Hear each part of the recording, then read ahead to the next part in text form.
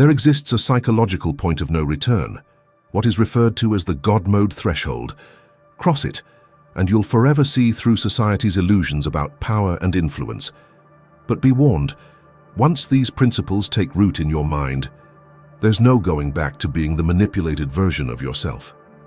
Imagine working twice as hard as everyone else, but still ending up at the bottom. That's what happens when you live for approval. Society tells us being kind and honest will get us ahead, but reality works differently. The people who rise fastest aren't always the most ethical. They're the ones who understand how power actually flows. Every time you change your behavior to make someone like you give them power over you. Think about the last time you held back an opinion because you didn't want to rock the boat, or when you agreed to something you didn't want, just to avoid conflict. These small moments add up. Research shows people who constantly seek approval are 3 times more likely to get exploited in negotiations. The more you try to please, the less respect you actually receive. Here's the truth. Approval seeking is a trap. It makes you predictable. When people know they can influence you with a smile or a frown, they'll use that against you. The nice guy finishes last, not because he's good, but because he's easy to manipulate. Power doesn't go to the most deserving. It goes to those who refuse to be controlled by others' opinions. The first step to breaking free is recognizing the patterns.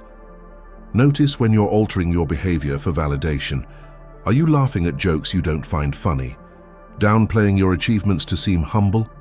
These are all signs you're handing over control. The key isn't to become rude or aggressive, it's to become indifferent.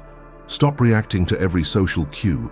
Let people wonder what you're thinking, instead of always showing your hand. This shift won't happen overnight. You've been conditioned to seek approval your whole life.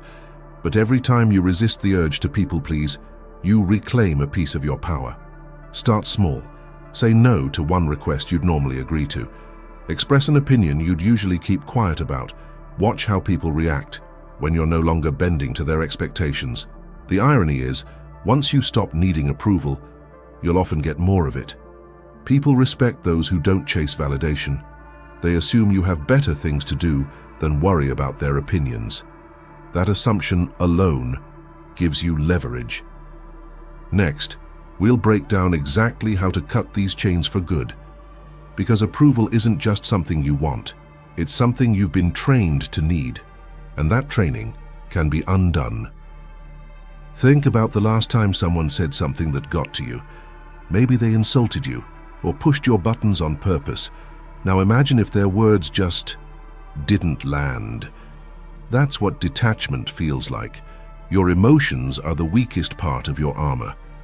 Every time you react, you show people where to hit you next. But here's the thing. Burying your feelings isn't the answer either.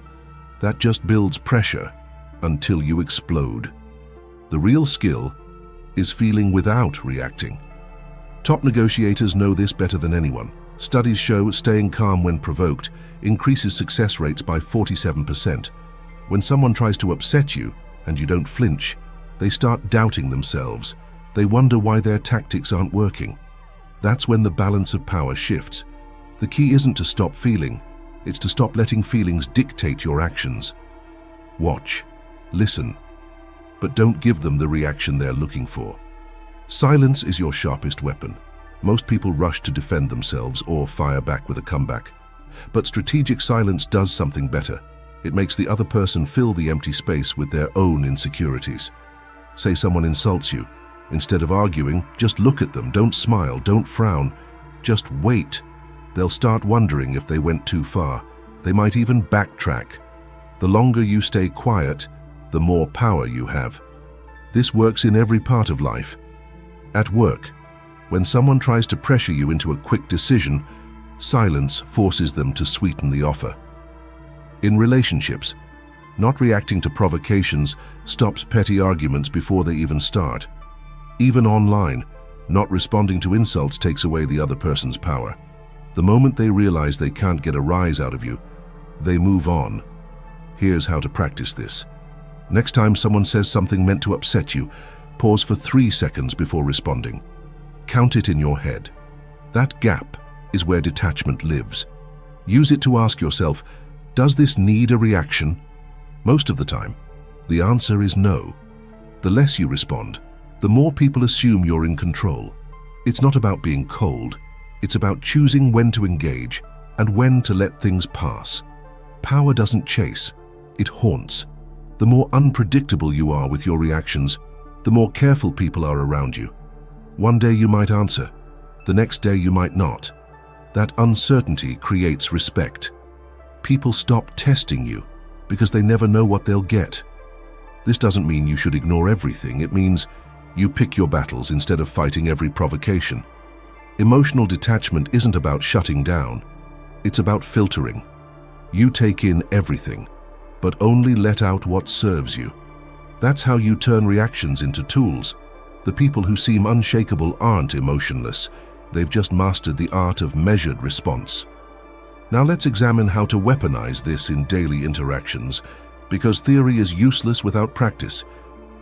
Picture a predator in the wild. It doesn't need to roar constantly to establish dominance. The most dangerous ones move quietly, striking only when necessary. That same principle applies to human power dynamics. Most people get fear wrong. It's not about being loud or aggressive. Real influence comes from being unpredictable, not from empty threats. When people can't anticipate your next move, they stay off balance. That's where true control begins. Studies show intermittent reinforcement, giving rewards or consequences at random intervals, creates behavior patterns 3 times stronger than consistent treatment. This isn't just psychology, it's strategy. Imagine a manager who sometimes praises work and sometimes ignores it. Employees work harder under that system than under one where praise comes like clockwork. The uncertainty makes them chase validation. Apply this to your own interactions. If people never know whether you'll approve or disapprove, they'll instinctively try harder to please you. Strategic absence works the same way. Disappearing at key moments makes your presence more powerful when you return. Take someone who's always available. Their time has little value, but someone who's selectively present. People notice when they're gone. They wonder where they are. The important part is controlling the pattern. You smile when they don't expect it. You withhold reactions when they anticipate them. Absence creates tension, as the research states. Tension creates fear. This isn't about being cruel. It's about designing a system where people regulate their own behavior because they can't predict yours. The moment people think they've figured you out, you lose leverage. This is why people who are constantly angry get ignored. Their reactions become background noise. But someone who's usually calm then suddenly decisive. That carries weight, like an alpha animal that maintains order through occasional, calculated displays of authority rather than constant aggression. Your reactions should be tactical, not emotional. Stay calm 95% of the time. The other 5%, act with precision when it matters most. This approach works in business too. Companies that occasionally release unexpected products keep competitors scrambling. They control the game because others are always reacting instead of acting. The same applies to personal power. When you break predictable patterns, people stop trying to manipulate you because they don't know what will work. You smile when they expect it. You talk when they want answers.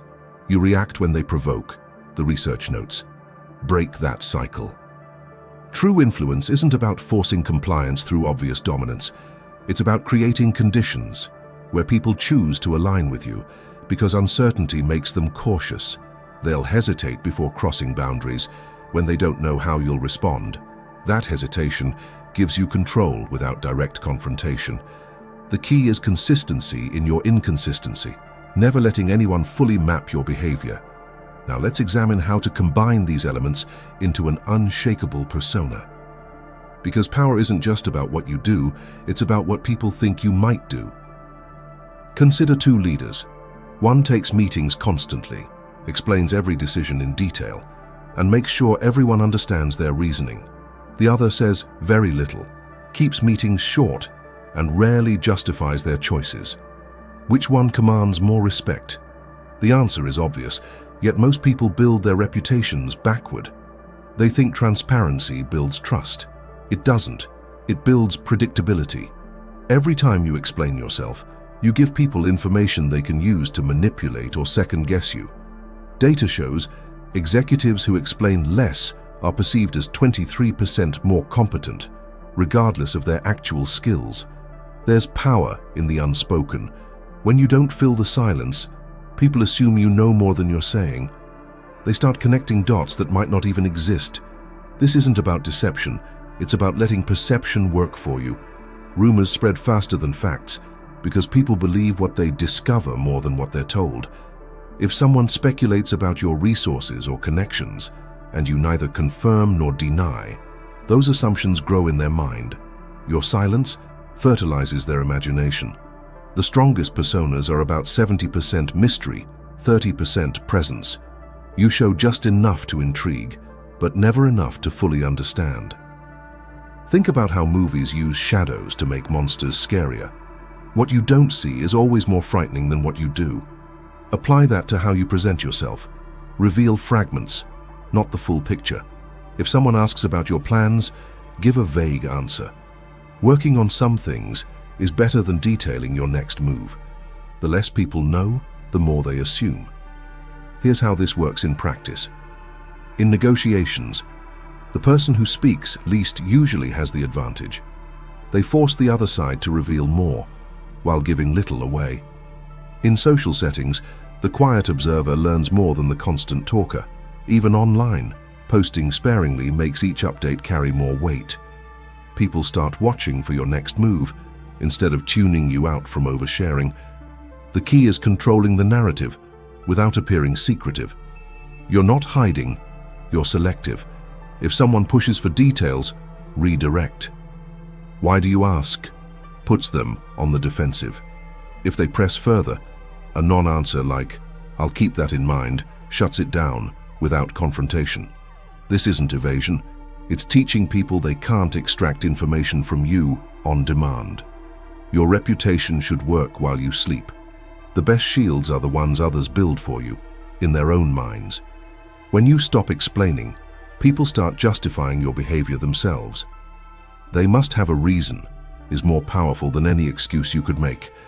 This creates a self-sustaining cycle, where your image grows stronger with each unexplained action. The hardest part comes next, maintaining this long enough that it becomes instinct. Because power isn't taken, it's surrendered by those who talk too much. Here's the uncomfortable truth no one tells you. Power isolates. When you stop needing approval, you create distance. The people who used to control you through validation won't know how to handle you anymore. But here's the choice: that distance, or being at someone else's mercy forever. This isn't about being loved or feared.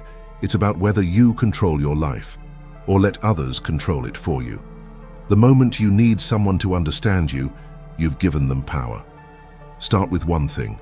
Act without explaining. Move first. Let them catch up. Every justified action weakens your position. Silence builds respect, faster than words ever could. Now, if this video hit something deep in you, if it made you realize how much of your power you've been giving away, then it's time to start taking it back. This isn't just knowledge, it's a transformation, but only if you apply it. So, if you're ready to stop being the manipulated version of yourself and start becoming the one they can't control, subscribe. And don't just watch passively. Re-watch this, reflect on it, live it. Because the world doesn't wait for nice guys. It bows to the ones who don't explain. Stay sharp and stay untouchable. I'll see you in the next one. Until then, play the game like you already won.